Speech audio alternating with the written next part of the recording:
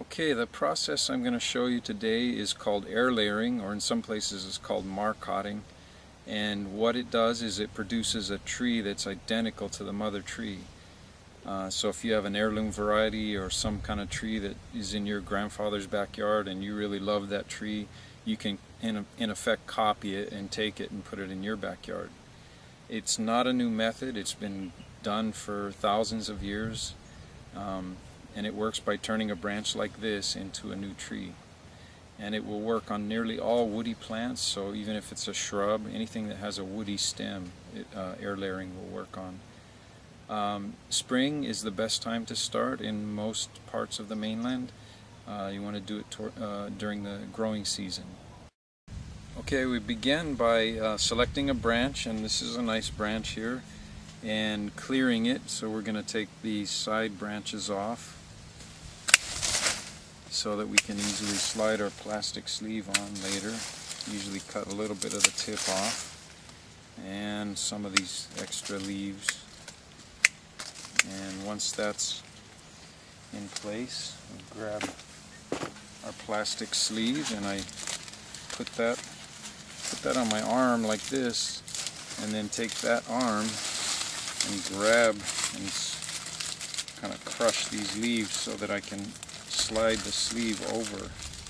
And you want to do this carefully because you don't want to make a hole in the plastic. If you make a hole in the plastic, it potentially can collect water in there and stop the air layer, the roots from growing. Okay, now once I've got that on, I'll take a place here and make two cuts through the bark at about 1 inch apart. And you don't really need to cut the wood. I'm just cutting the bark itself. I do it that way, about 1 inch apart. And once I've got those, I will take my pair of pliers and rough that up, take that off. And just like that, so, and rough the wood underneath it just a little bit like that.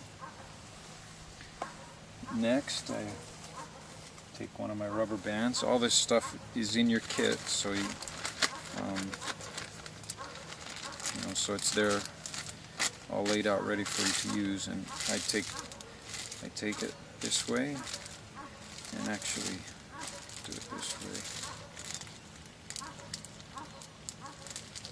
Take the rubber band and tie it back on itself this way.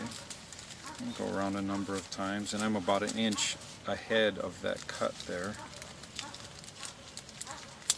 And by the way, this cut right here is where roots will form. Over here is the tip of the branch. Alright, now I'll take my rooting hormone and paint that end of the cut there, so that'll encourage the formation of roots right there on that in that little section. Pull this back. Okay, now we add the pre-moistened peat moss. This also is in your kit there.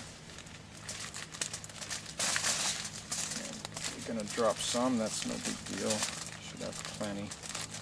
And we push it in.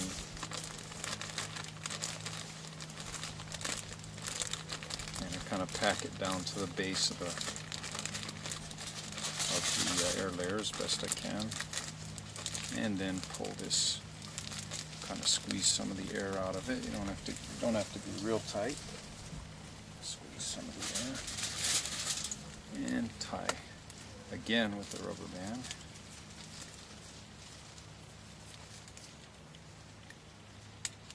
Okay, this next step is we're in a wet climate here, so we have trouble with it. When it rains a lot, the water runs down and gets into the air layer, and when this gets extra wet, the air layer will not take. So I have little sheets of wax that I use as a sealant to kind of keep the water out of that. Okay. And I put this on by stretching it, not too much, but just a little bit. stretching it. And then when I reach the end, I just kind of press it in with my finger. And once that's done, now we take some of the foil, also in your kit, and we take it and put it around the the uphill end is the side with the wax, and that's how we put this on. Put that over. And what this does is provides a dark environment for the roots to grow into. Okay. There, it's really easy. There you have an air layer, and this will stay on the tree for 2 to 3 months, and then you come along and cut it off here, and this will go in a pot. Okay, this is an air layer I did about 3 months ago, and it's should be rooted up now. And coming back to it now, just after leaving it on the tree for 3 months, and I open up the foil to see. Okay, it's doing very well. It has some roots growing in it. And what I'm going to do now is cut it off the tree, and I cut it below the